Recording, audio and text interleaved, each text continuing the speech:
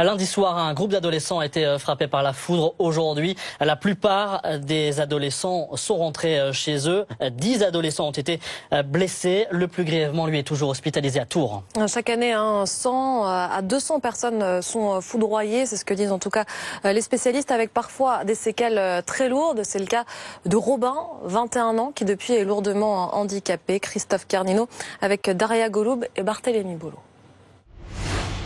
Annick et Bruno le savent bien.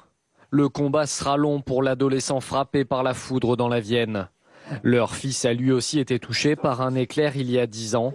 Alors, l'accident vécu par les jeunes de ce centre de loisirs fait ressurgir un traumatisme. Je pense au papa qui est au chevet du petit. Nous, on y est depuis 10 ans à son chevet, tous les jours. Et je pense à sa douleur. Oui, on se met beaucoup à la place des parents et moi, le message que je peux leur dire, c'est ne baissez pas les bras.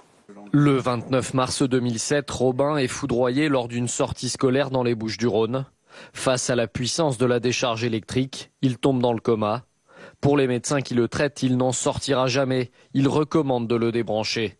Pourtant, 8 mois plus tard, Robin ouvre les yeux. Commence alors un long parcours pour lui faire recouvrer ses capacités.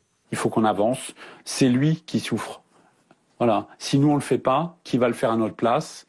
Car en France, les soins apportés aux personnes foudroyées ne sont pas toujours bien adaptés.